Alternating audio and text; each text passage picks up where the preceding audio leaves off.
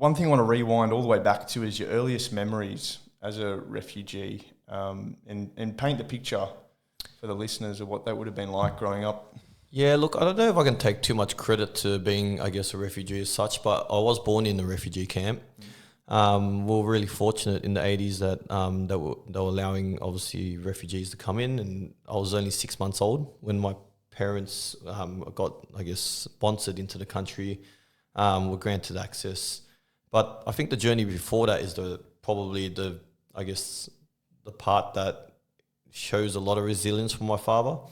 My father was, they went through, for anyone listening who knows anything about the killing fields in Cambodia, they went through very, very traumatic period of, civil unrest with I think it was like 1/3 of the Cambodian population were murdered, during that period. And they reckon it's one of the worst, worst periods of all time when you compare it to other wars and whatnot. This guy was basically murdering his own people. So if you were smart, you had a uni degree, you owned a business, you had any sort of success, they were just pretty much getting rid of you. That was the way that they saw themselves controlling the country.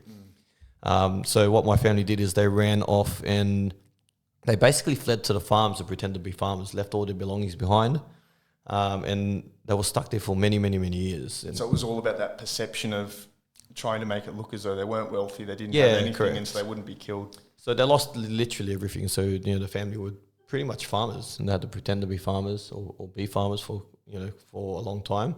But then the war broke out to the farms, and basically anyone who lived out in the farms, they were forcing them to pretty much work 16 hours a day, picking rice, looking after cattle, whatever it was.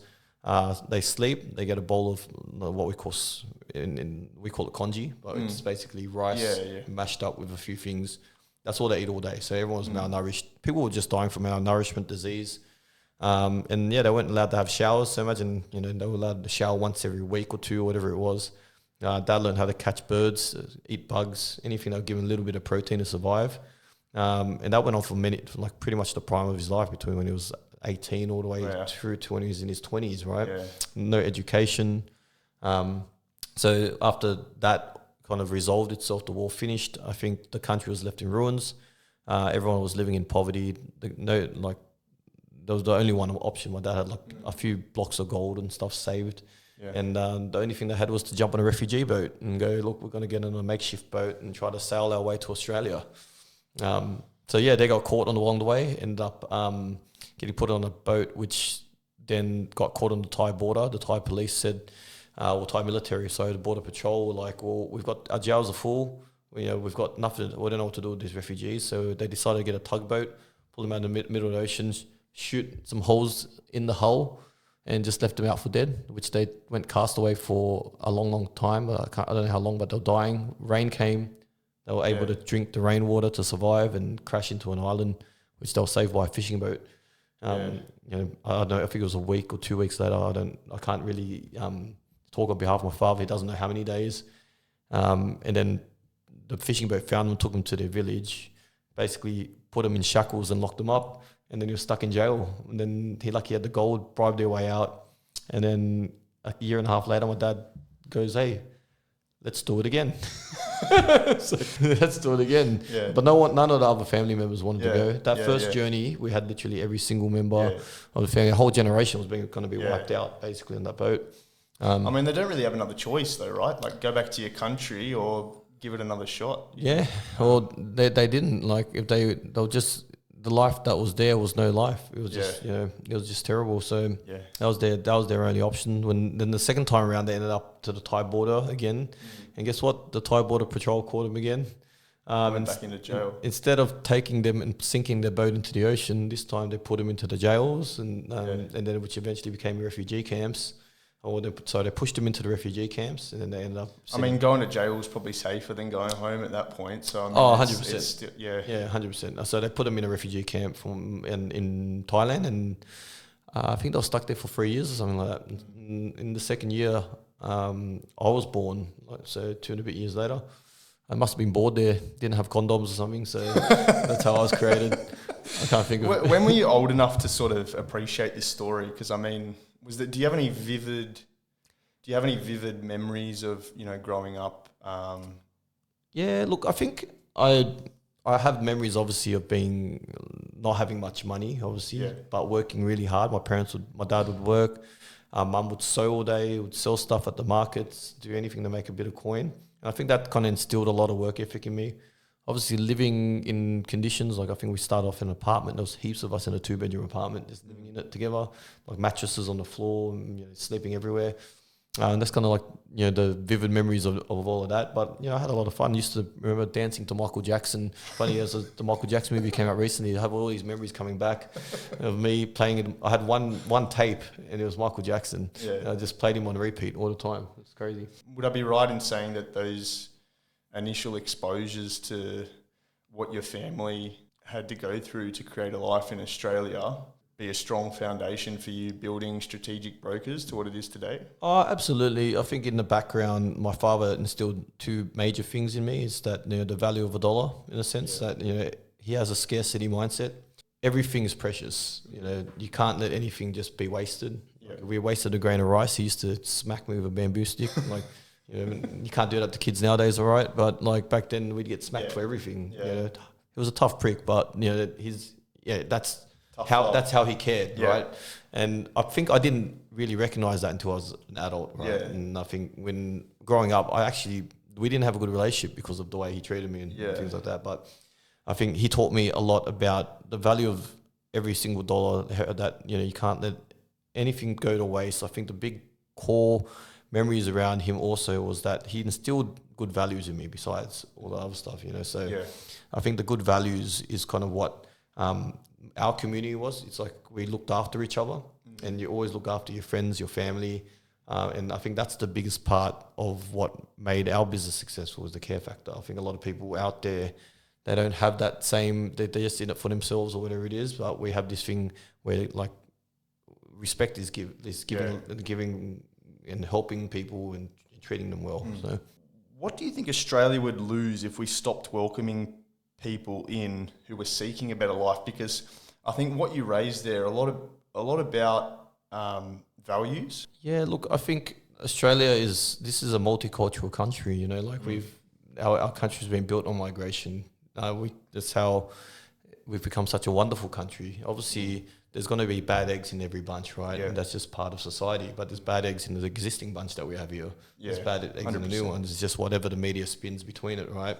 But a lot of really hardworking people they just want an opportunity in life, and I think we need people. We need people to help build the country, to do jobs that people who already have been here for generations don't want to do.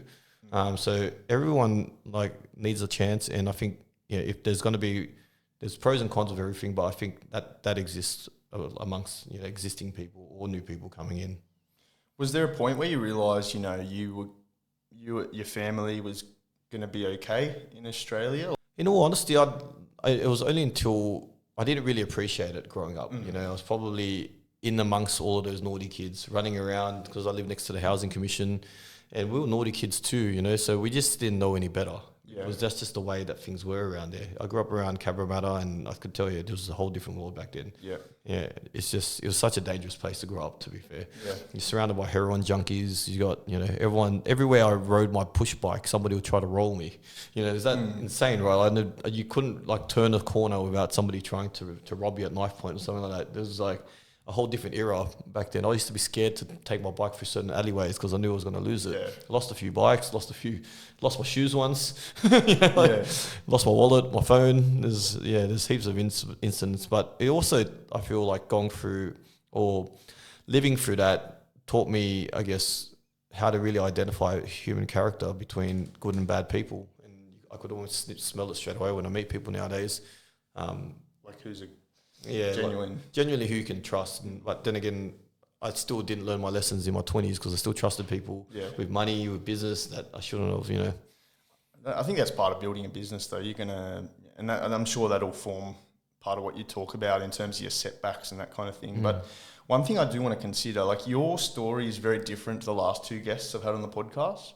So I had Brad Nicolaides and is my last guest, and John Killick.